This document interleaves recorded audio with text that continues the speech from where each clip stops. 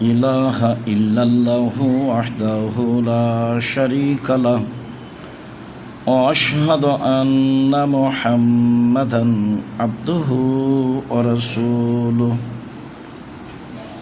أما بعد فإن خير الحديث كتاب الله وخير الهدى هدى محمد صلى الله عليه وسلم وشر الأمور محدثتها وكل محدثة بدعة وكل بدعة ضلالة وكل ضلالة في النار. أعوذ بالله من الشيطان الرجيم. يا أيها الذين آمنوا صلوا عليه وسلموا تسليما.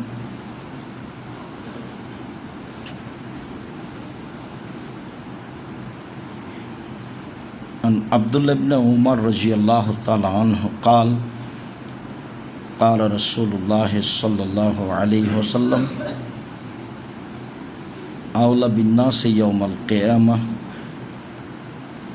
أكثرهم علي الصلاة. রাহু আবু দাউদ ও তিরমিজি বেসানাদিন সাহিহ। عن أبي هريرة رضي الله تعالى عنه قال قال رسول الله صلى الله عليه وسلم إذا سمعتم المؤذن فقولوا مثل ما يقول المؤذن ثم صلوا علي من صلى علي صلاة صلى الله عليه 10 مرة ثم صلوا الله لي الوسيلة فإنهم منزلة في الجنة لا تنبغي إلا عبد من العباد وأنا أرجو أنا هو فمن سأل لي الله الوسيلة فحلت له شفاعة يوم القيامة. রাহুল البخاري মুসলিম।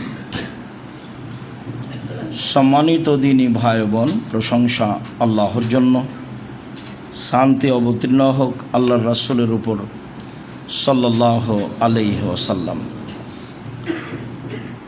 আমাদের খুতবার ধারাবাহিকতায় আজকের জুমায় বক্তব্যের বিষয় তাশাহুদ ও দুরুদ। তাশাহুদ ও দুরুদ পড়া এবং বৈঠকের পথ ও পদ্ধতি এ নিয়ে আমরা এক গুরুত্বপূর্ণ সংক্ষিপ্ত তথ্যবহুল বিবরণের চেষ্টা করব ইনশাআল্লাহুল আজিজ। প্রয়োজনে আমাদের আরও জরুরি কথা থাকতে পারে। আব্দুল্লাহ ইবনে উমর রাদিয়াল্লাহু তাআলা আনহু বলেন, কানান নবী সাল্লাল্লাহু আলাইহি ওয়াসাল্লাম ইযা কাআদা ফিত তাশাহুদে, যখন রাসূল সাল্লাল্লাহু আলাইহি ওয়াসাল্লাম আত্তাহিয়াত পড়ার জন্য বসতেন, যখন রাসূল সাল্লাল্লাহু আলাইহি সাল্লাম তাশাহুদ পড়ার জন্য বসতেন, ফাওয়াজা ইয়াদাহু আলা রুকবাতিহিল ইসরা, ফাওয়াজা ইয়াদাহুল ইসরা আলা রুকবাতিহিল ইসরা, তিনি তার বাম হাত বাম উরু হাঁটুর উপরে রাখতেন। ওয়াজা ইয়াদাহুল ইয়ুমনা আলা রুকবাতিহিল ইয়ুমনা, তিনি তার ডান হাত ডান হাঁটুর উপরে রাখতেন। সুম্মা কাআদা সালাসাতা ওয়া খামসিনা ওয়া আশারা বিসাবাবা, তারপর তিনি 53 আঙ্গুলের গিরা করতেন। 53 বুঝাতে যারা বুঝিয়েছেন তারা সংখ্যা হিসাবে একটা গণনার পদ্ধতি দেখিয়েছেন, আর যারা 53কে 3 কোণা বুঝেছেন তারা এইভাবে আঙ্গুলকে জমা করা বুঝেছেন। আর এইভাবে আঙ্গুলকে জমা করা পরবর্তী হাদিসে স্পষ্ট হয়। অত্র হাদিসে আব্দুল্লাহ ইবনে উমর বলেন, রাসূল সাল্লাল্লাহু আলাইহি সাল্লাম বাম হাত বাম হাঁটুর উপরে রেখে ডান হাত ডান হাঁটুর উপরে রেখে আঙ্গুলগুলিকে এইভাবে গোলাকার করলেন এবং আঙ্গুল দিয়ে ইশারা করতে লাগলেন। আজকে আমাদের এই অংশে সবচেয়ে যেটা জরুরি অংশ থাকবে সেটা হলো আঙ্গুল দিয়ে ইশারা করার বিষয়টি কেমন। ওয়াইল ইবনে হুজর রাদিয়াল্লাহু তাআলা আনহু বলেন, কানান নবী সাল্লাল্লাহু আলাইহি ওয়াসাল্লাম ইজা কাআদা ফি তাশাহুদে, যখন রাসূল সাল্লাল্লাহু আলাইহি সাল্লাম তাশাহুদ পড়ার জন্য বসতেন তখন কাবাজা ইসনাইনে, তিনি এই দুইটি আঙ্গুল জমা করে নিতেন। ও হাল্লাকা হালকাতান, আর অন্য হাদিসে আসবে মধ্যমা আঙ্গুল এবং বৃদ্ধ আঙ্গুল দুইটা গোলাকার করতেন। এরপরে অরাফা ইসবাহু,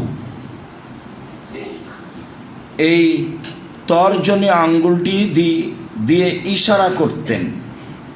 ফারাআইতুহু ইউহাররিকুহা ইয়াদুবিহা, আমি দেখতে পাচ্ছি তিনি আঙ্গুলটি নড়াচ্ছেন এবং দোয়া করছেন।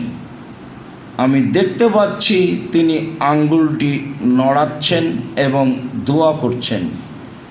এইখানে আমাদের গুরুত্বপূর্ণ কিছু কথা থাকবে ইনশাআল্লাহ। আব্দুল্লাহ ইবনে উমর রাদিয়াল্লাহু তাআলা আনহু বলেন, কানান নবী সাল্লাল্লাহু আলাইহি সাল্লাম ইজা কাআদা ফিত তাশাহুদে, যখন রাসূল সাল্লাল্লাহু আলাইহি সাল্লাম আত্তাহিয়াত তাশাহুদ পড়ার জন্য বসতেন তখন ওয়াজা ইয়াদাহুল ইসরা আলা ফাখিজিহিল ইসরা, তিনি তার বাম হাতকে বাম উরু রানের ওপরে রাখতেন। ওয়াজা ইয়াদাহুল ইয়ুমনা আলা ফাখিজিহিল ইয়ুমনা, তিনি তার ডান হাতকে ডান উরুর উপর রাখতেন। সুম্মা আশারা বে ইসবাইহি, তারপর তিনি তার আঙ্গুল দিয়ে ইশারা করেন। ওয়া আতবাআহা বাসারাহু, এবং তার চক্ষুকে ওই আঙ্গুলের উপরে রেখে দেন। ওয়াদু, এবং তিনি দোয়া করতে থাকেন। অত্র হাদিসে সলাতের অবস্থায় চক্ষু কোথায় থাকবে তা স্পষ্ট প্রমাণ হয়। অন্তত তাশাহুদের বৈঠকে এবং সালামের বৈঠকে আঙ্গুল যে নড়তে থাকবে, চক্ষু এই আঙ্গুলের উপরে থাকবে বলে আব্দুল্লাহ ইবনে উমর রাদিয়াল্লাহু তাআলা আনহু বলেন, যা রাসূল সাল্লাল্লাহু আলাইহি সাল্লামকে দেখলেন। তিনি বলেন, লাহিয়া আশাদ্দু আলা শায়তানে মিনাল হাদিদ, আঙ্গুল দিয়ে ইশারা করা কাজটি শয়তানের উপরে লোহার আঘাতের চেয়ে কঠিন। আঙ্গুল নড়ানো কাজটি শয়তানের উপরে লোহা দিয়ে আঘাত করলেও যত কষ্ট পাবে, ব্যথা পাবে, তার চেয়ে সে বেশি কষ্ট পায় আঙ্গুল নড়ালে। এই কথা রাসূল সাল্লাল্লাহু আলাইহি সাল্লাম বলেন। ওয়াইল ইবনে হুজর রাদিয়াল্লাহু তাআলা আনহু বলেন, রাআইতু রাসূলুল্লাহ সাল্লাল্লাহু আলাইহি সাল্লাম, আমি আল্লাহ রাসূলকে দেখলাম, হাল্লাকা বিল ইবহাম অল ওস্তা, রাসূল সাল্লাল্লাহু আলাইহি সাল্লাম বৃদ্ধাঙ্গুল এবং মধ্যমাকে দিয়ে গোলাকার করলেন। ওয়ারাফা ইসবাহু আল্লাতি তালিহিমা, আর দুইটার মধ্যে পাশাপাশি যেই আঙ্গুল আছে সে আঙ্গুল তিনি উঠিয়ে ইশারা করতে লাগলেন তার তাশাহুদে। এই কথা ওয়াইল ইবনে হুজর বলেন, যা অন্য বর্ণনায় তিনি বললেন আমি দেখলাম। আব্দুল্লাহ ইবনে আবজা বলেন, যে কানান নবী সাল্লাল্লাহু আলাইহি সাল্লাম ইশিরু বে ইসবাইহি আসসাবাহাতে ফি সালাতে, রাসূল সাল্লাল্লাহু আলাইহি সাল্লাম অবিরাম এই তর্জনী আঙ্গুল দিয়ে ইশারা করতেন। অত্র হাদিসে অবিরামের কথা উল্লেখ রয়েছে। সব হাদিসগুলি লক্ষ্য করলে বোঝা যায় যে রাসূল সাল্লাল্লাহু আলাইহি সাল্লাম অবিরামী আঙ্গুল নড়াতেন। কেননা তা হচ্ছে শয়তানের উপর লোহার আঘাতের চেয়ে অনেক কঠিন।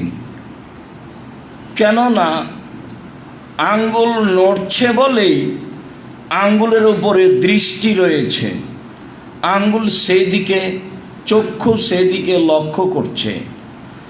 সম্মানিত দিনী ভাই বোন, বলতে চাচ্ছিলাম যে ভারত, বাংলাদেশ, পাকিস্তানে, আমাদের দেশে আমরা যেভাবে সলাৎ শিখেছি বা আংশিকভাবে যেসব বই পুস্তক পড়েছি, তাতে আমরা অবগত আছি যে আত্তাহিয়াতুর বৈঠকে শুধু ইল্লাল্লাহ বলার সময় আঙ্গুল উঠাতে হবে। কিভাবে এটা হলো তা আমাদের অবগতির বাইরে। তবে কিছু আরবি বই পুস্তকে মাঝহাবি ভাইদের পক্ষ থেকে লেখা রয়েছে। নাসিরউদ্দিন আলবানী রাহিমাহুল্লাহ বলেন যে ইল্লাল্লাহর সময় একবার আঙ্গুল উঠাতে হবে মর্মে কোনো সহিহ হাদিস নেই, কোনো জয়ীফ হাদিস নেই, কোনো জাল ভুয়া হাদিসও নেই। পৃথিবীতে এ মর্মে মানুষের বানানো কোনো হাদিস নেই। অতএব শয়তানকে আঘাত করো তো চূড়ান্ত সিদ্ধান্ত এটাই যে আত্তাহিয়াতুর শুরু থেকে নিয়ে শেষ পর্যন্ত, আবার সালাম পর্যন্ত অবিরাম আঙ্গুল নড়তে থাকবে, এটাই সঠিক। যা আমরা সালাত শিক্ষা বইয়ে বিস্তারিত আপনাদের সামনে পেশ করেছি। তাতে আমরা দাবি রেখেছি নিজে পড়বেন, আত্মীয় স্বজন ভাই বোনকে পড়তে বলবেন এবং বিভিন্ন মসজিদে ভাই বোনকে, বন্ধুবান্ধবকে উপঢৌকন দিবেন, রাখবেন বলে আশাবাদী। আমরা এতে আরও বলতে চেয়েছি যে রাসূল সাল্লাল্লাহু আলাইহি সাল্লামের সলাতের পদ্ধতি এটাই, বরং একবার আঙ্গুল উঠাতে হবে, এইটা সলাতের মধ্যে একটি বড় ধরনের ভুল পদ্ধতি, যা প্রমাণ করা কোনো প্রকারেই সম্ভব নয়। একটা বহু প্রথাগত ইবাদত আছে, তার একটা চলন্ত প্রথাগত ইবাদত, তা হচ্ছে ইল্লাল্লাহর সময় আঙ্গুল উঠানো। সম্মানিত দিনী ভাই বোন, আমাদের কাছে আরও স্পষ্ট হয়ে যাক যে তাশাহুদের বৈঠকে শুরু থেকে নিয়ে শেষ পর্যন্ত, সালামের বৈঠকে শুরু থেকে নিয়ে শেষ পর্যন্ত আঙ্গুলটি অবিরাম নড়তে থাকবে, চক্ষু দৃষ্টি আঙ্গুলের উপরে থাকবে এবং এ দিয়ে শয়তানকে লোহার চেয়ে কঠিনভাবে আঘাত করা হবে। আশা যে আমরা বিষয়টি খুব ভালোভাবেই বুঝেছি এবং যারা আমাদের সাথে অনলাইনে রয়েছেন সময়ের গতিতে আমাদের ধারাবাহিক সলাতের বক্তব্য অবগত হবেন, তারাও জানতে পারবেন বলে আমরা আশাবাদী। সাথে সাথে বিষয়টি আরও দিনী ভাই বোনকে অবগত করাবেন বলে আমরা আশাবাদী। সম্মানিত দিনী ভাই বোন, আব্দুল্লাহ ইবনে উমর রাদিয়াল্লাহু তাআলা আনহু বলেন, রাসূল সাল্লাল্লাহু আলাইহি সাল্লাম বললেন, শোনো, এজা জালাসা আহাদুকুম, যখন তোমাদের কোনো ব্যক্তি তাশাহুদের বৈঠকে বসবে, ফালিয়াকুল, সেজন্য বলে, আত্তাহিয়াতু লিল্লাহি ওয়াসসালাওয়াতু ওয়াত-তাইয়্যিবাতু। শারীরিক ইবাদত, আর্থিক ইবাদত, মৌখিক ইবাদত একমাত্র আল্লাহর জন্য। ইবাদত করতে অর্থ লাগে এমন ইবাদত দুনিয়াতে আছে যা আপনারা বুঝেন, হজ উমরা। শারীরিক চেষ্টা প্রচেষ্টা লাগে ইবাদত আছে, তা হচ্ছে সলাত। তাসবিহ তাহলিল জিকির আজকার বসে বসে হয়, তা আমরা অবগত। আত্তাহিয়াতু লিল্লাহি আসসালাওয়াতু আত-তাইয়্যিবাতু, সব ইবাদত আল্লাহর জন্য। আসসালামু আলাইকা আইয়ুহান নবিয়্যু ওয়া রাহমাতুল্লাহি ওয়া বারাকাতুহু, হে নবী আপনার উপরে শান্তি অবতীর্ণ হোক, বরকত অবতীর্ণ হোক, আর দয়া ও রহমত অবতীর্ণ হোক। আসসালামু আলাইনা, এবং শান্তি দয়া বরকত আমাদের উপরে হোক। ওয়ালা ইবাদিল্লাহি সলিহিন, পৃথিবীর সব সৎ কর্মশীল পুরুষ নারীদের উপরে সালাম, শান্তি, দয়া, নিরাপত্তা অবতীর্ণ হোক। আশহাদু আল্লা ইলাহা ইল্লাল্লাহ, আমি সাক্ষ্য দিচ্ছি আল্লাহ ছাড়া কোনো মাবুদ নেই। ওয়া আশহাদু আন্না মুহাম্মাদান আবদুহু ওয়া রাসূলুহু, আমি আরও সাক্ষী দিচ্ছি যে মুহাম্মদ সাল্লাল্লাহু আলাইহি সাল্লাম তার রাসূল এবং তার দাস বান্দা। তিনি তেমন কিছু নন, তিনি একজন মানুষ, তিনি রাসূল এবং আল্লাহর দাস। সুবহানাল্লাযী আসরা বিআবদিহি লাইলাম মিনাল মসজিদিল হারাম ইলাল মসজিদিল আকসা, তিনি আল্লাহ যিনি তার দাসকে, তার গোলামকে, মুহাম্মদ সাল্লাল্লাহু আলাইহি সাল্লামকে কাবা ঘর থেকে বাইতুল মুকাদ্দাসে নিয়ে গেলেন বোরাকের মাধ্যমে। যা ঘটনা আছে তা আপনারা জানেন। তাতে আল্লাহ বলেছেন তিনি তার দাসকে নিয়ে গেলেন। মুহাম্মদ সাল্লাল্লাহু আলাইহি সাল্লামকে নিয়ে গেলেন। সম্মানিত দ্বীনী ভাই বোন, এই বাক্যের পরে যেটুকু আছে সেটুকু আমাদের জন্য আরও জরুরি।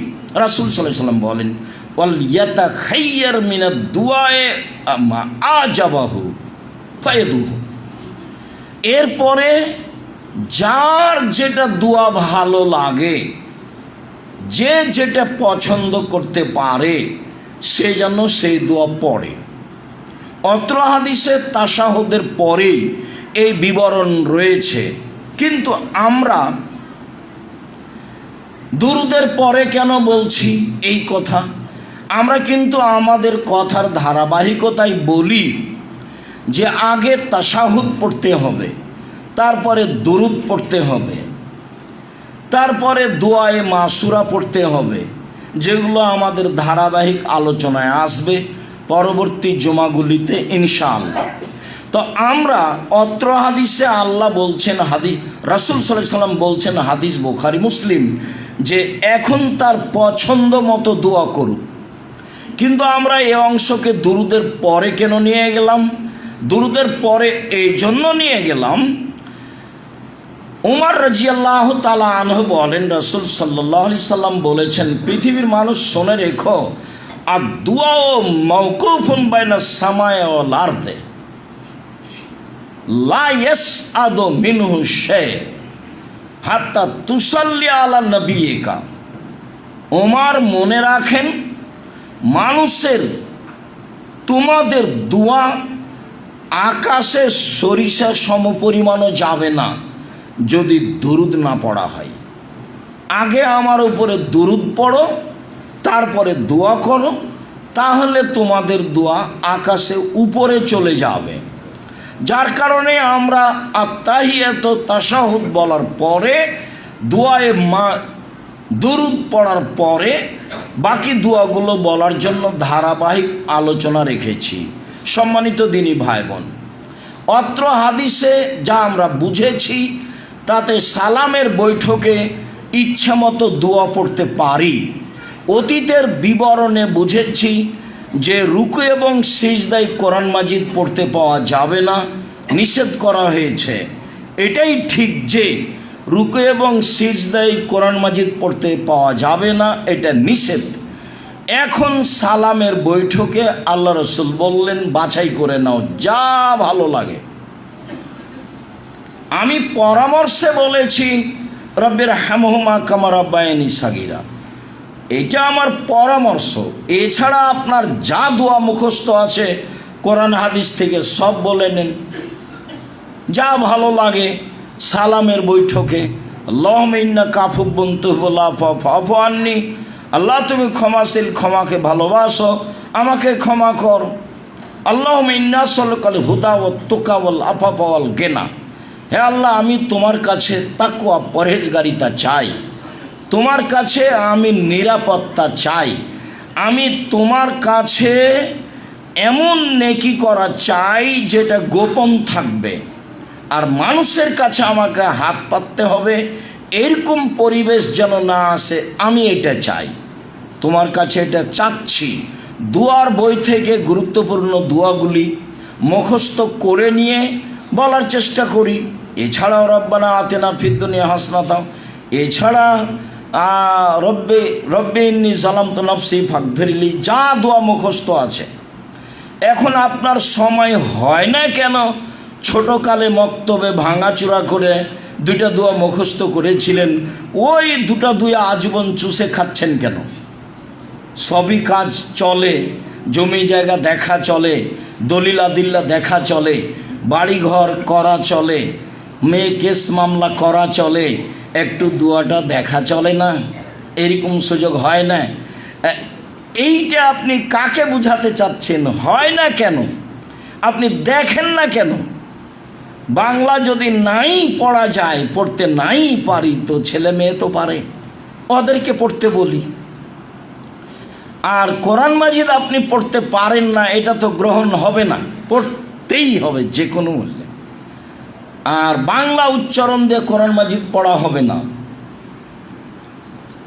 বাংলা উচ্চারণ দিয়ে কোরআন মাজিদ পড়া হবে না, ওটা উচ্চারণ ঠিক হবে না। সম্মানিত দিনী ভাই বোন,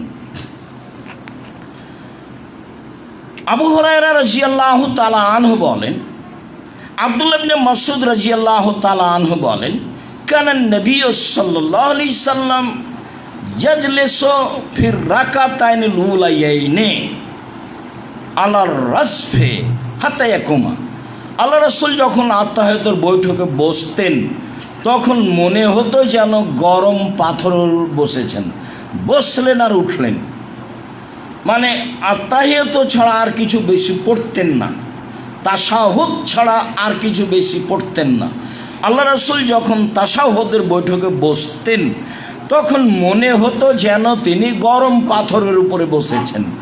গরম পাথরের উপরে বেশিক্ষণ বসে থাকা যাবে কি? অল্প সময় বসেই উঠে গেছেন। আমরা তাশাহুদ পড়ার সময়টা আল্লাহ রাসূলের খুব কম দেখেছি, তাতে আমরা বুঝেছি যে ভাবে মনে হচ্ছে যে গরম পাথরের উপরে বসে আছেন, তাই গরম জিনিসটা সহ্য করতে না পারাই তাড়াতাড়ি উঠে গেছেন। সম্মানিত দিনী ভাই বোন, আমরা বলছিলাম আত্তাহিয়াতুর বৈঠক, তাশাহুদের বৈঠক কেমন হবে, হাত কোথায় থাকবে এবং আঙ্গুলের অবস্থা কেমন হবে, আঙ্গুল অবিরাম নড়বে, তাতে শয়তানকে আঘাত করা হবে বলে আমরা স্পষ্ট বুঝেছি এটাই সলাতের পদ্ধতি। আর এটাই অক্ষরে অক্ষরে সলাৎ শিক্ষা বইয়ে রাসূল সাল্লাল্লাহু আলাইহি সাল্লামের সলাৎ বনাম প্রচলিত সলাৎ এতে উল্লেখ করা আছে। সম্ভবপর মানুষ হিসাবে চেষ্টা করা আছে যাতে করে কোনো মানুষের মতামত পেশ করা না লাগে, যাতে করে কোনো দল মাঝাবের কথা পেশ করা না লাগে, যাতে করে নিজের কোনো মন্তব্য পেশ করা না লাগে। হুবাহু আল্লাহ এবং রাসূলের কথা দিয়ে সলাৎকে কিভাবে দেখানো যেতে পারে তার চেষ্টা করা হয়েছে। কেননা তিনিও বলেছেন, সাল্লু কামা রাআইতুমুনি উসাল্লি, পৃথিবীর মানুষ সালাত আদায় করো তোমরা যেভাবে আমাকে দেখছো। তো এখন তো তিনি দুনিয়াতে নেই, তো কিভাবে সালাত দেখবেন? তখন আমরা পরামর্শে বলেছি একেবারেই পৃথিবীতে নিখুঁত কেতাব বুখারী মুসলিম। যারা এদেশে বুখারী পড়ায় এদেশে সেদেশে, তাদের মান সম্মান অনেক বেশি, তাদের বেতনও বেশি, কিন্তু আমল করতে হবে বুখারীর উপরে এইটা কম, নেই বললেই চলে। কেন যে এমনটা আল্লাহই ভালো জানে। আবার কিছু বললেই অনেক কথা, বুখারীর কি হাদিসই সব সহিহ আর কি দুনিয়াতে নেই, মানে উল্টা কথা। সহজ হলে তো কথা সহজ হয়। আল মোমেন গিরুন করিম, মোমেন হচ্ছে ভোলা ভালা সাধারণ, নাকে লাগাম লাগানো উটের নেই, বসতে বললে বসে, উঠাতে বললে উঠাতে চাইলে উঠে, এর নাম হচ্ছে নাকে লাগাম লাগানো উট, এরই নাম হচ্ছে মোমেন। মোমেন ধূর্ত নয়, মোমেন চালাক নয়, মোমেন পেঁচেলা নয়, মোমেন অভিশাপকারী নয়, মোমেন অশ্লীল ভাষার অধিকারী নয়, মোমেন কঠোর কর্কশ মানুষকে অপমান খাটো করবে এরকম চরিত্রের নয়। তো আল্লাহ রাসূল মোমেন বলছেন আল মোমেন গিরুন করিম, মোমেন হচ্ছে সাধারণ সাদা সিধে, চলাফেরা সাদা সিধে, পোশাক আদি সাদা সিধে, খাওয়া পরা সাদা সিধে, গাড়ি বাড়ি সাদা সিধে।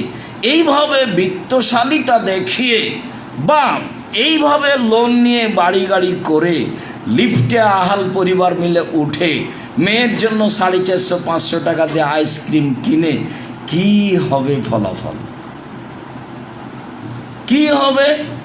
চাঁপাইনবাবগঞ্জের ভাষায় আমও গেল, ছালাও গেল, কাঁদতে কাঁদতে 2 চোখ হয়ে গেল, সেটাই হবে। আর না হলে বইয়ের ভাষায়, ওই যে বইয়ে লেখা ছিল, বাবু বলছে মাঝি চাঁদ কেমন বাড়ে কমে রে, তো আমি কেউ সব জানি, দেখি তোর জীবন চারা নাই মিছে, মাঝি এ কি সে কি, আমি কি আর জানি, দেখি তোর জীবন আটা নাই মিছে, মাঝি এ কি ও কি, আমি কি এসব বুঝি, দেখি তোর জীবন 12 আনাই মিছে। এবার বাতাস উঠেছে, নৌকা হিলে উঠেছে, তখন মাঝি বলছে বাবু সাঁতার জানো বাবু? তখন বাবু বলছে না রে মাঝি, না তো আমি সাঁতার জানি না। তখন মাঝি বলছে দেখি এখন বাবু তোমার জীবন 16 আনাই মিছে। আপনি যেভাবে আহাল পরিবার গড়তে চাচ্ছেন, ছেলে মেয়েকে শিক্ষা দিতে চাচ্ছেন, এটাই কি আসলে পরকালমুখী? এটাই কি জাতির জন্য কল্যাণ নিয়ে আসবে? এটাই কি জাতিকে সঠিক পথ দেখাবে? এটাই কি জাতিকে সঠিক আকীদা দেখাবে? ছেলে মেয়ে শুধু নিজের জন্যই মানুষ করলেন, তাই তো বোঝা গেল। মনে করলেন যে টাকা ইনকাম করবে, ভালোই করেছে, যেই কোম্পানি তাকে টাকা দেয় সেই কোম্পানির ওষুধ লিখে। তা আপনি যেমন ছেলেও তেমন, আপনার সাথী ছিল বড় ইঞ্জিনিয়ার, তখনও খালি রাস্তাঘাট তৈরি করতে গিয়ে টাকা চুরি করে, টাকা মেরে খায়। আমি ভালো নেই এ কথা বলিনি, একেবারেই কম, সাজও না আদের।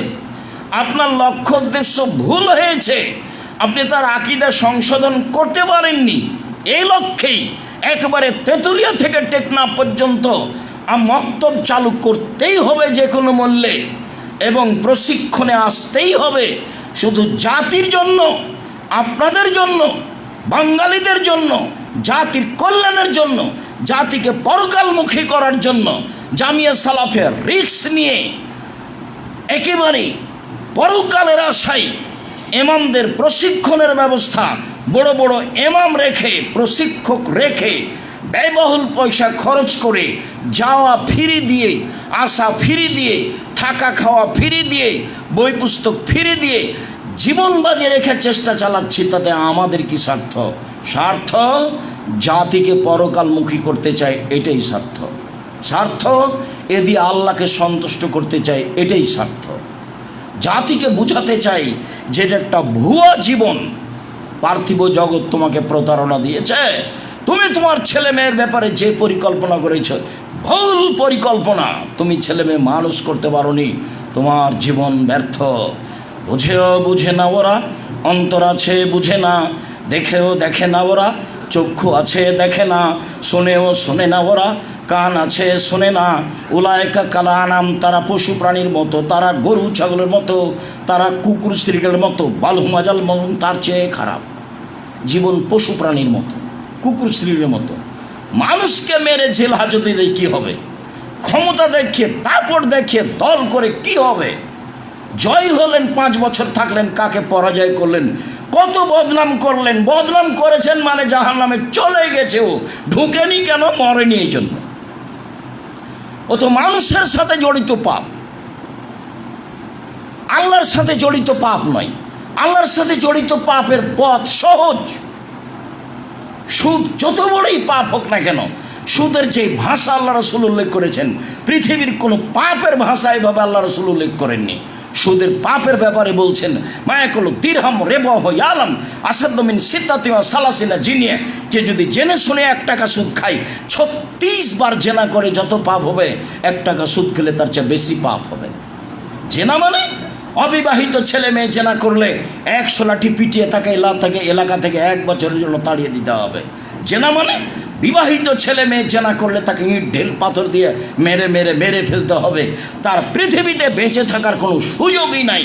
তার নাম জেনা। বিবাহ করার পরে রাসূল সাল্লাল্লাহু আলাইহি ওয়াসাল্লাম বলছেন, কে যদি জেনে শুনে 1 টাকা সুদ খায়, 36 বার জেনা করে যত পাপ হবে, 1 টাকা সুদ খেলে তার চেয়ে বেশি পাপ হবে।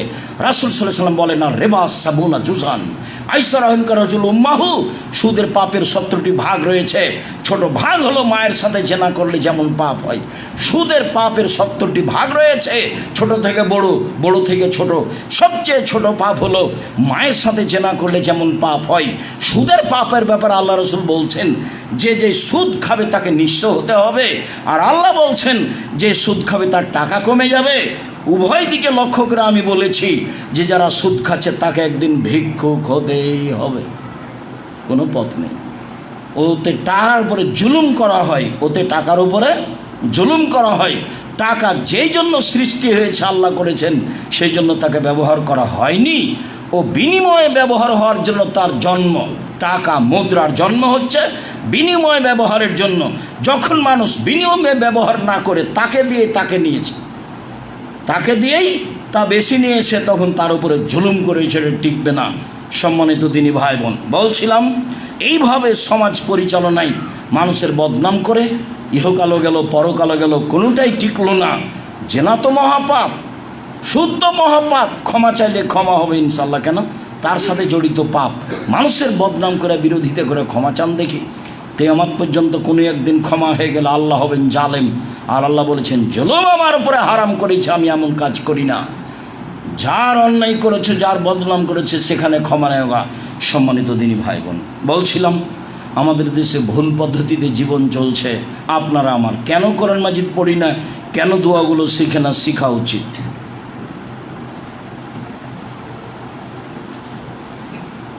আলহামদুলিল্লাহ ওয়াহদা ওয়াসসালাতু ওয়াসসালামু আলা মান লা নাবিয়্যা বা'দা। আল্লাহ তাআলা বলেন, ইয়া আইয়ুহাল্লাযীনা আমানু সাল্লু আলাইহি ওয়া সাল্লিমু তাসলিমা। হে পৃথিবীর মানুষ, ঈমানদার পুরুষ নারী, তোমরা মুহাম্মদ সাল্লাল্লাহু আলাইহি সাল্লামের উপরে দরুদ পড়ো, তাকে সালাম দাও, দরুদ পড়ো। আল্লাহ তাআলা বলেন, ইন্নাল্লাহা ওয়া মালাইকাতুহু ইউসাল্লুনা আলান নবী। নিশ্চয় আল্লাহ এবং ফেরেশতা নবীর উপরে দরুদ পড়েন। তা আল্লাহ যখন নবীর উপরে দরুদ পড়েন, মানে নবীর উপরে দয়া করেন। ফেরেশতাই যখন নবীর উপরে দরুদ পড়েন, মানে নবীর জন্য ক্ষমা চান। তা আল্লাহ যে কাজে ব্যস্ত, ফেরেশতাগণ যে কাজে ব্যস্ত, সে কাজ আমরা করি না কেন? সেটা হলো দরুদ।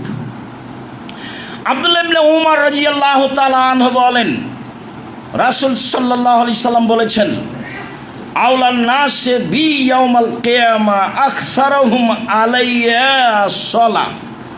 বিচারের মাঠে সবচেয়ে ভালো মানুষ হবে সেই যে আমার উপরে দরুদ পড়ে।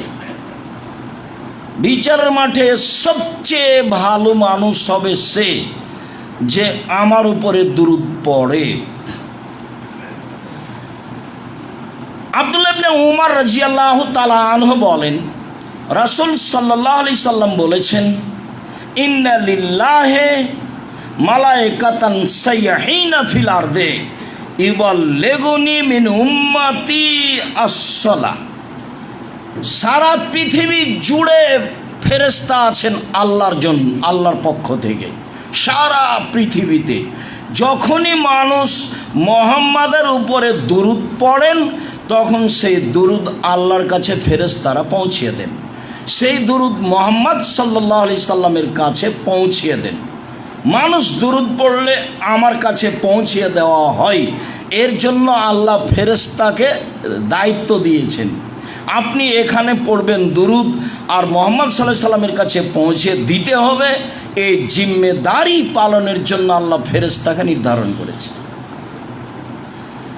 আবু হুরায়রা রাদিয়াল্লাহু তাআলা আনহু বলেন, রাসূল সাল্লাল্লাহু আলাইহি সাল্লাম বলেছেন, মা মিন রাজুলিন ইসাল্লি আলাইয়া ইল্লা রাদ্দা আলাইহা রূহি হাত্তা আরুদ্দা আলাইহা সালাহ।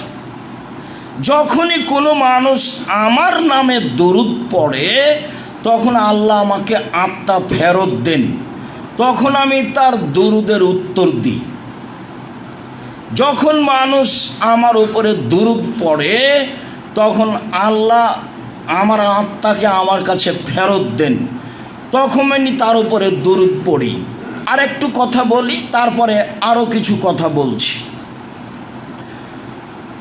আব্দুল্লাহ ইবনে আমর ইবনে আস বলেন, রাসূল সাল্লাল্লাহু আলাইহি সাল্লাম বললেন, কালা জিবরাইল লি, জিবরাইল আমাকে বলছেন, আল্লাহ ইয়াসুরুকা, আপনি খুশি হবেন না? জিবরাইল আমাকে বলছে আপনি একটু খুশি হবেন না? কি? ইন্নাল্লাহ ইয়াকুলু, আল্লাহ তাআলা বলছেন, মুহাম্মদ মান সাল্লা আলাইকা সাল্লাইতু আলাইহি, যে ব্যক্তি তোমার উপরে দুরূদ পড়বে আমি মুহাম্মদ সাল্লাল্লাহু আলাইহি সাল্লাম তার উপরে দুরূদ পড়ব, তার উপরে দয়া করব। আমি আল্লাহ তাআলা তার উপরে দয়া করব। তারপরে বলছেন, আল্লাহ তাআলা বলেন, মান সাল্লামা আলাইকা, মুহাম্মদ সাল্লাল্লাহু আলাইহি সাল্লাম যে আপনাকে সালাম দিবে আমি তাকে সালাম দিব, আল্লাহ তাকে সালাম দিবেন। আবারও কথাটা স্পষ্ট করি যে আমরা দীর্ঘমেয়াদী জীবনে শুনে আসছি যে আল্লাহ তাআলা শুধু সালাম দিয়েছেন খাদিজাকে। কিভাবে? তাতে শুনেছি যে আবু হুরায়রা রাদিয়াল্লাহু তাআলা আনহু বলেন, যা জিবরাইল ইলা নবী সাল্লাল্লাহু আলাইহি সাল্লাম, জিবরাইল আল্লাহর নবীর কাছে আসলেন, এসে বলছেন, মুহাম্মদ হাজিহি খাদিজা আতাতকা, এই যে খাদিজা আসছে আপনার কাছে, ওই যে খাদিজা আপনার কাছে আসছে। মা হায়নাউন, তার সাথে একটা পাত্র রয়েছে, তাতে আছে খাদ্য, তাতে আছে তরকারি। জিবরাইল বলছেন আমাদের নবীকে, জিবরাইল বলছেন আমাদের নবীকে, শোনেন, ওই যে খাদিজা রাদিয়াল্লাহু তাআলা আনহা আসছে, তার হাতে একটা পাত্র আছে, পাত্রে খাদ্য আছে, তরকারি আছে, আপনার জন্য নিয়ে আসছেন। যখন চলে আসবে তখন আপনি কয়েকটা কথা বলবেন। এক, খাদিজা ফাকরা আলাইহা সালাম মিন রাব্বিহা, বলবেন খাদিজা আল্লাহ তোমাকে সালাম দিয়েছে। আর বলবেন যে জিবরাইল তোমাকে সালাম দিয়েছে। অবাশশিরা বিবাইতিন মিন কাসবিন লা সাখাবা ফিহি ওয়ালা নাসাবা, আর বলে দিবেন যে খাদিজা তোমার জন্য জান্নাতে একটা ঘর তৈরি করা হয়েছে হীরা মুক্তা মাণিক্য দিয়ে, যেখানে কোনো হইচই নেই, যেখানে কোনো কষ্ট ক্লেশ নেই। বুখারী মুসলিম। জিবরাইল বলছেন আমাদের নবীকে, ওই যে খাদিজা আসছে, খাদিজা আসলে তিনটা কথা বলবেন। এক, খাদিজা আল্লাহ তোমাকে সালাম দিয়েছে। দুই, জিবরাইল তোমাকে সালাম দিয়েছে। তিন, তোমার জন্য জান্নাতে একটা ঘর বানানো হয়েছে হীরা মুক্তা মাণিক্য দিয়ে, যেখানে কোনো হইচই নেই, যেখানে কোনো কষ্ট ক্লেশ নেই। হাদিস বুখারী মুসলিম। তো এখন আল্লাহ সালাম দিলেন জিবরাইল খাদিজাকে, তো বিশাল ব্যাপার না। আল্লাহ আমাদেরকে সালাম দেন, এই কথাও তো সহজ। মুহাম্মদ সাল্লাল্লাহু আলাইহি সাল্লাম আপনি খুশি হবেন না? কথা শুনে জিবরাইল বলছেন আপনি খুশি হবেন না? হ্যাঁ, কি কথা বলেন? আল্লাহ বলছেন যে মুহাম্মাদের ওপরে যে দুরূদ পড়ে আমি আল্লাহ তার উপরে দয়া করি, মুহাম্মদকে যে সালাম দেই আমি আল্লাহ তাকে সালাম দিই। হলো তাহলে এবার, যদিও অত কাছাকাছি হলো না, মনে হচ্ছিল ওটা বিশেষ ব্যাপার, আসলেই বিশেষ ব্যাপার। তবুও এতটুকু আশ্বাস তো হলাম যে দুরূদ পড়লে রাসূল সাল্লাল্লাহু আলাইহি সাল্লামকে আল্লাহ সালাম দিলে দুরূদ পড়লে আল্লাহ আমার প্রতি দয়া করবেন এবং আমাকে সালাম দিবেন। এইটা যেন আমাদের কাছে স্পষ্ট হয়ে থাকে। আবু হুরায়রা রাদিয়াল্লাহু তাআলা আনহু বলেন, রাসূল সাল্লাল্লাহু আলাইহি সাল্লাম বললেন, ইন্না মিন আফজালি আইয়ামিকুম ইয়াউমাল জুমআ, পৃথিবীর মানুষ শুনে রেখো, তোমাদের দিনগুলির মধ্যে সবচেয়ে উত্তম দিন হচ্ছে জুমার দিন। তোমাদের দিনগুলির মধ্যে সবচেয়ে উত্তম দিন হচ্ছে জুমার দিন। ফিহে ইয়াউমাল কিয়ামা, জুমার দিনে কিয়ামত ঘটবে। অফিহা নাফকা, জুমার দিনে সিংহায় ফুঁক দেওয়া হবে। অসাকা, জুমার দিনে পৃথিবী ভেঙে চৌচির খণ্ড খণ্ড হয়ে যাবে।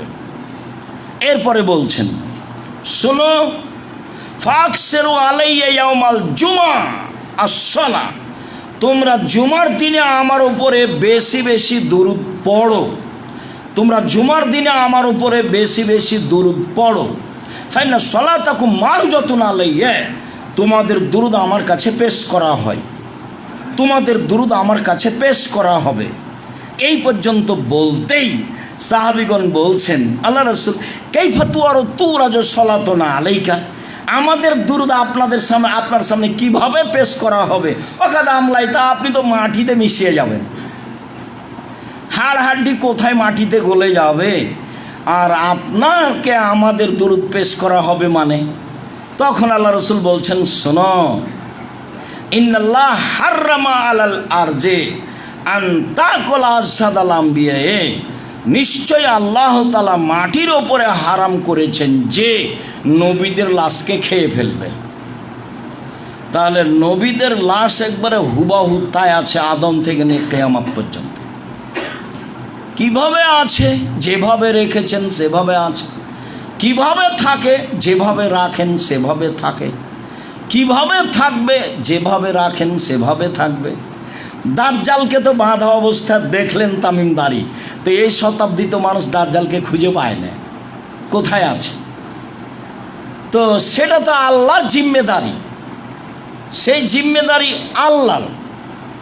অতএব তোমরা দুরূদ পড়ো, আমার উপরে তোমাদের দুরূদ পেশ করা হয়, আমি আত্মা ফেরত পেয়ে তোমাদের দুরূদের উত্তর দিয়ে থাকি। তা অবশ্যই আত্মার জগতে অবশ্যই যেন মনে না করা হয় যে নবী হায়াতুন নবী বেঁচে আছেন। এ আকীদা ভ্রান্ত, এ আকীদা নষ্ট, এ আকীদা পরকাল হারাবে। আল্লাহ বলছেন, ইন্নাকা মাইয়াতুন ওয়া হুম মাইয়াতুন, আপনার মরণ হবে, আপনি মরণশীল, সকল মানুষের মরণ হবে।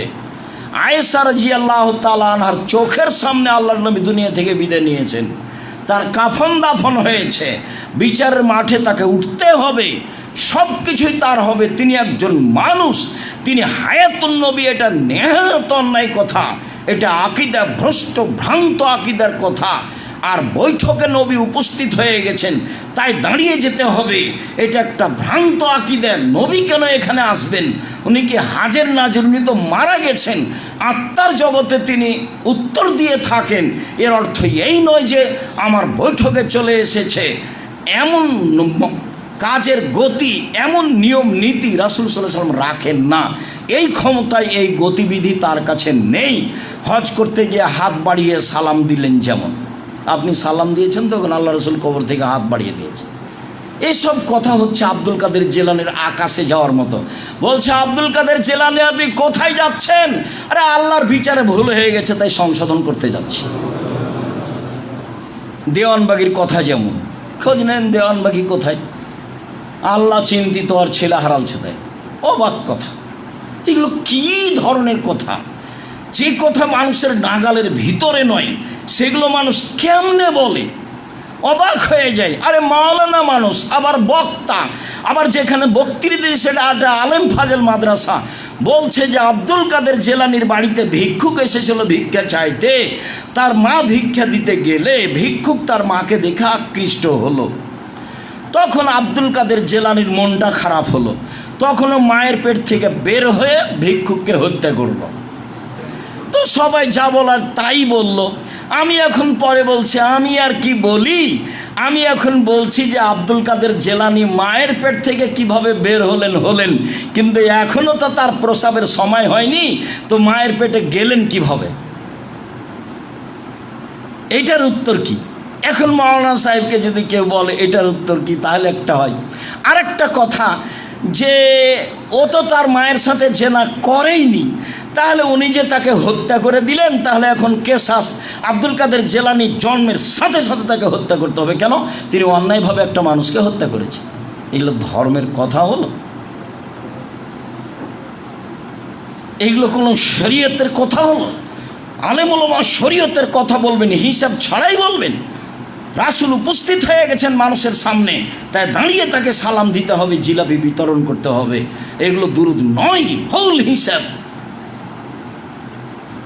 কাব ইবনে উজরা বলেন, আমরা রাসূল সাল্লাল্লাহু আলাইহি সাল্লামকে বললাম, আপনাকে আমরা সালাম দিতে জানি, আল্লাহ আমাদের শিখিয়েছেন, আপনার উপরে আমরা দুরূদ পড়তে জানি না, কিভাবে আপনার উপরে আমরা দুরূদ পড়ব? আপনাকে আমরা সালাম দিতে জানি, আপনার উপরে আমরা দুরূদ পড়তে জানি না, অথচ আল্লাহ বলছেন যে আপনার উপরে দুরূদ পড়তে হবে। তো বলেন কিভাবে? তখন আল্লাহ রাসূল বলছেন, কুলু, তোমরা বলো, আল্লাহুম্মা সাল্লি আলা মুহাম্মাদিন ওয়া আলা আলি মুহাম্মাদ কামা সাল্লাইতা আলা ইব্রাহিম ওয়া আলা আলি ইব্রাহিম ইন্নাকা হামিদুম মাজিদ। হে আল্লাহ, তুমি মোহাম্মদ সাল্লাল্লাহু আলাইহি সাল্লামের উপরে শান্তি অবতীর্ণ করো, যেমনভাবে ইব্রাহিম আলাইহিস সালাম এবং তার বংশধরের প্রতি শান্তি অবতীর্ণ করেছ। আল্লাহুম্মা বারিক আলা মুহাম্মাদিন ওয়া আলা আলি মুহাম্মাদ কামা বারাকতা আলা ইব্রাহিম ওয়া আলা আলি ইব্রাহিম ইন্নাকা হামিদুম মাজিদ। হে আল্লাহ, তুমি মুহাম্মদ সাল্লাল্লাহু আলাইহি সাল্লাম এবং তার পরিবার বর্গের উপরে নিরাপত্তা বরকত নাজিল করো, যেমনভাবে ইব্রাহিম আলাইহিস সালাম ও তার পরিবারের প্রতি বরকত নাজিল করেছ। তুমি প্রশংসনীয়, তুমি জ্ঞানী। এই দুরূদ রাসূল সাল্লাল্লাহু আলাইহি সাল্লাম শিখিয়ে দিলেন। শব্দের কিছু কমবেশ সহিহ হাদিসও রয়েছে, কিন্তু কোথা থেকে আসলো? বালাগাল্লা বে কামালেহি কাশাভাব্দ যাবে জামালেহি হাসানাত জামিউ খেসালেহি সাল্লু আলাইহি ওয়া আলিহি আল্লাহুম্মা সাল্লি আলা সাইয়্যিদিনা মাওলানা নাবিয়ানা মুহাম্মদ। আমি এগুলো মানুষের শুনে বলছি, আমি ওই বৈঠক কোনোদিন দেখিনি, ওই বৈঠকে কোনো যায়নি, ওই বৈঠক শরীয়তের নয়। এগুলো একটা বেদাতি বৈঠক এবং এগুলো বেদাতি দোয়া, এগুলো পরকাল হারিয়ে যাওয়ার দোয়া। মুহাম্মদ সাল্লাল্লাহু আলাইহি সাল্লাম বললেন, পৃথিবীর মানুষ শুনে রেখো, বাল্লিগু আন্নী ওয়ালা আয়া, আমার একটি কথা জানা থাকলে অন্যকে বলো। ও হাদিসুন বানি ইসরায়েলের কাহিনী বলো, কোনো দোষ নেই। মান কাযাবা আলাইয়া মুতাআম্মিদান, কেউ যদি কোনো কথা আমার নামে বলে, সেই কথা যদি আমার না হয়, ফালিয়াতাবাওয়াহু মিনান নার, সে তার স্থানকে করে নিল জাহান্নাম, সে জাহান্নামে যাবেই। আপনি ধর্মের নামে যেটা মুখে বলেছেন, ধর্মের নামে যেটা কলমে লিখেছেন, সেটা যদি রাসূলের না হয়, তাহলে আপনাকে জাহান্নামে যেতেই হবে।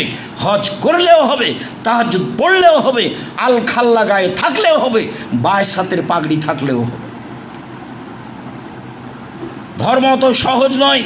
কাফাবিল মারে কাদেবান আইয়ুহাদ্দিসা বিকুল্লি মা সামিয়া, মানুষের মিথ্যু খাওয়ার জন্য এতটুকু যথেষ্ট, শরীয়তের কোনো কথা তদন্ত না করেই বলে দিবে।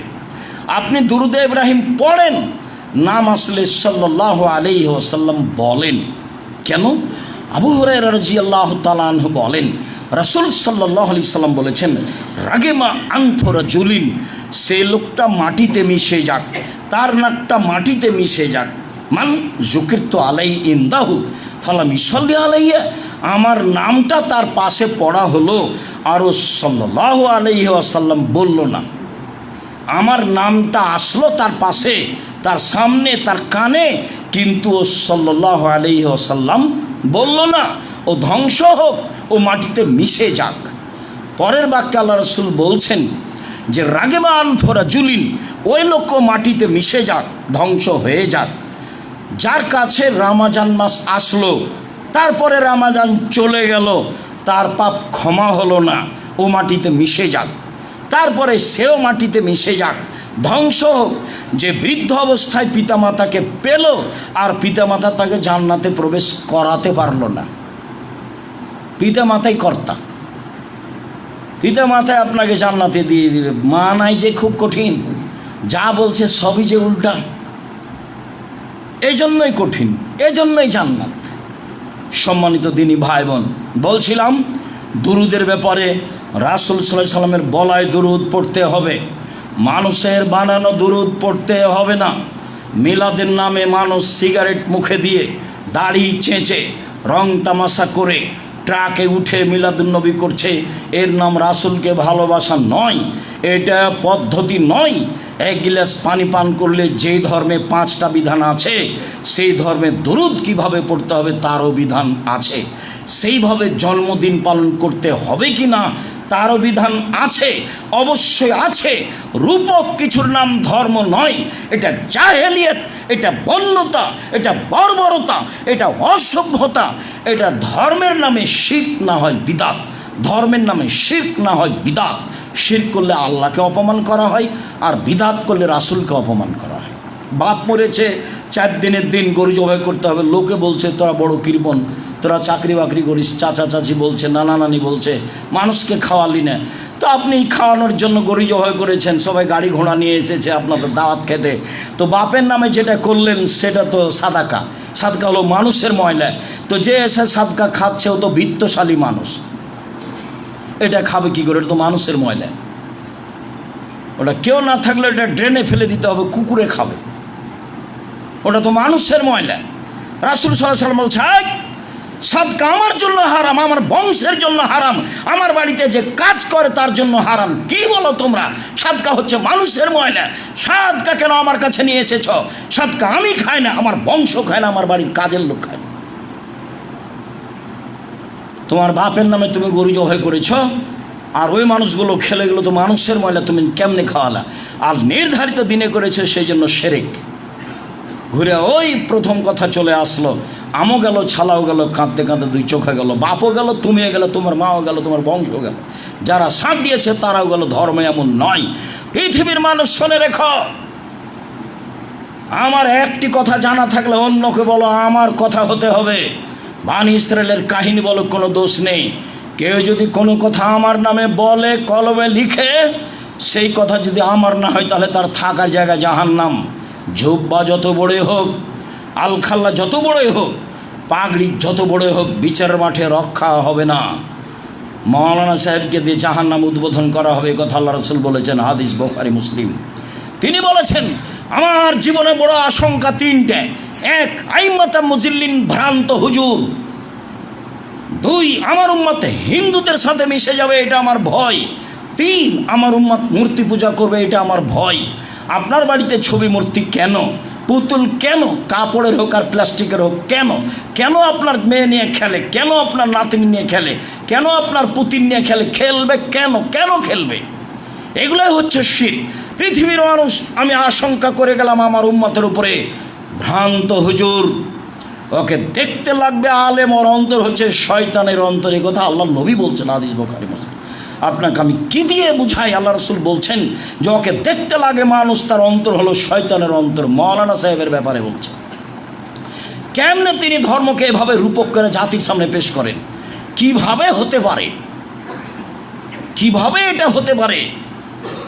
আল্লাহ রাসূল সরকারের কাছে যেতে নিষেধ করছেন, আর আমি সরকারকে এই বলতে চাচ্ছি, হিসাব নয়, ভুল হিসাব। এটা পরহেজগারিতা নয়, এটা তাকওয়া নয়, এটা আমি শরীয়ত বুঝি না, তারই প্রমাণ। সম্মানিত দিনী ভাই বোন, বলছিলাম ভূমিকম্প কেন? ভূমিকম্প হয় 3টা কারণে।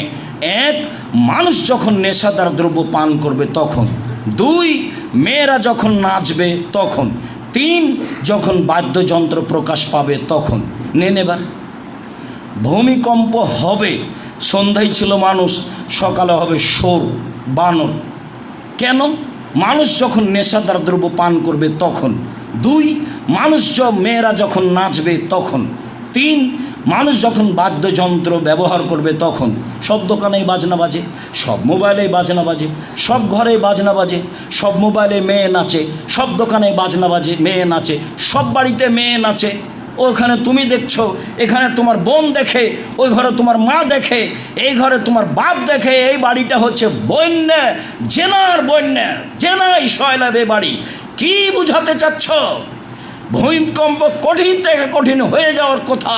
মুহাম্মদ সাল্লাল্লাহু আলাইহি সাল্লামের দুয়ার কিছু প্রতিক্রিয়া আছে, তাই একবারে মানুষ ধ্বংস হচ্ছে না, ধ্বংস হওয়াই স্বাভাবিক। আমি বলিনি, মুহাম্মদ সাল্লাল্লাহু আলাইহি সাল্লাম বলেছেন, পৃথিবীর মানুষ শুনে রেখো, 3টা পাপের কারণে মানুষ ভূমিকম্প হবে, 3টা পাপের কারণে মানুষের উপরে গজব নাজিল হবে, 3টা পাপের কারণে মানুষ সন্ধ্যায় থাকবে মানুষ, সকালে হবে শোর বানর। এই 3টা পাপ, যে 3টা পাপ উল্লেখ করলাম, সাবধান। বাউলেরা নবীর উপরে নানান মন্তব্য করছে, নবী এমন নয়। নবীও মানুষের জন্য পরকাল হারানোর মাধ্যম। কোরআন মাজিদ যেমন মানুষের জন্য পরকাল হারার মাধ্যম, তেমনি ওই যে কাদিয়ানি কি বুঝলো মোহাম্মদের পরে আরও নবী আছে। শিয়া কি বুঝলো? বলছে জিবরাইল আসতে ভুল করেছে, আসতে হয়তো আলীর কাছে, এসেছে মোহাম্মদ সাল্লাল্লাহু আলাইহি সাল্লামের কাছে। বাউল কিভাবে ধর্ম মানলো? কি এটা কিভাবে ধর্ম হলো? বাউলের কথার কী দাম আছে? সঠিক আকীদার লোক হতে হবে, আপনার ছেলে মেয়েকে মানুষ করতে হবে। এই জন্য কি যে আপনি ভুল বুঝলেন, আপনার ছেলে মেয়েদের টাকা ইনকাম করতে হবে, আপনি বুঝলেন এটা? শোনেন, আপনার ছেলের ভাগ্যে কতটি টাকা লেখা আছে পৃথিবী সৃষ্টির 50,000 বছর আগে, কয় টাকা ইনকাম করে ওটা লেখা আছে। স্বামী স্ত্রী মিলে জীবন বাজি রেখে চেষ্টা করেন যদি, আর 8টা 10টা করে যদি শিক্ষক রাখেন, তবু তার নামে যেটা রুজি আছে সেটাই হবে। আপনি দেখতে পান না কত বড় বড় ব্যবসায়ী কোম্পানির মালিক হলো ভোদাই, অক্ষরই চেনে না, তার অধীনে কত মাস্টার ডিগ্রি মানুষ আছে, এটা তো আপনার চোখের সামনে। একেবারেই ভোদাই মালিক যে সে, আরে ও 2 আর 2 কী হয় সেটাই বুঝে না, অথচ তার টাকার অভাব নাই। কত মানুষ তার অধীনে মাস্টার ডিগ্রি পাস মানুষ কাজ করছে, ওকে দিন রাত স্যার বলছে। এটা কিয়ামতের লক্ষণ। ভুল বুঝলেন, ছেলে মেয়ে মানুষ করলেন না জাতির কল্যাণের জন্য, মানুষকে শিরক মুক্ত করার জন্য, বিদআত মুক্ত করার জন্য। সম্মানিত দিনী ভাই বোন, অবশ্যই আঙ্গুল উঠানোর ব্যাপারে সতর্ক থাকব, অবশ্যই দুরুদ পড়ার ব্যাপারে সতর্ক থাকব, অবশ্যই বেশি বেশি দুরুদ পড়ব। বেদাতীদের বিরোধিতা করতে গিয়ে দুরুদই ছেড়ে দিলাম এমনটা হয় না যেন। নামাজের পরে হাত তুলে দোয়া বেদাত, এই কথাটা বলতে গিয়ে হাত তুলে দোয়াই ছেড়ে দিলাম এমনটা হয় না যেন। জিকির করতে করতে বাঁশের উপরে উঠে গেছে লাফ দিয়ে, তো এই জিকির আর জিকির নাকি? ওর বিরোধিতা করতে গিয়ে জিকিরই ছেড়ে দিলেন এমনটা হয় না যেন। জিকির করতে হবে এ কথাই ঠিক, চুপে চুপে। দুরুদ পড়তে হবে এ কথাই ঠিক, চুপে চুপে। স্বাভাবিকভাবে রাসূলেরটা হাত তুলে দোয়া করতে হবে এ কথাই ঠিক, নিজের মতো, যখন আপনাকে ভালো লাগে। শুকরিয়া। সাথে সাথে শেষ কথাটা বলি, আমরা বিভিন্ন দিনে, বিভিন্ন জুমায়, বিভিন্ন জায়গাতে গেলে জামিয়া সালাফের অনেক সুবিধা হয়। জামিয়া সালাফের কথাটা আমি একাই বলে থাকি। জামিয়া সালাফিয়া, আপনি দোয়াতে আছেন আর আমি জিম্মেদারি পালন করছি এককভাবে। আমরা এই দাওয়া সেন্টার দিয়ে জামিয়া সালাফ অনেক, আমি সে আশাকে করার চেষ্টা করবেন মানুষ হিসাবে যতটুকু সহজ হয়। তাতে 2টা দিক আমি দাবি জানাচ্ছি, দোয়াতে অংশ রাখবেন জামিয়া সালাফের, আর দ্বিতীয় হলো এই যে খালি টাকায় আসবেন না, ভুলে আসলে আবার ফিরে যাবেন, কম হোক আর বেশি হোক, এ দিয়ে অনেক সুবিধা ভোগ করবে জামিয়া সালাফিয়া। আর সম্মেলনের কুপন আছে নিচে তলায়, যাওয়ার সময় সংগ্রহ করবেন। বই পুস্তক আল ইতিসাম, সব কিছু মানুষের কল্যাণের জন্য। আল্লাহ আমাদের যারা মারা গেছে, তুমি তাদের কবরের শাস্তি মাফ করো। আমরা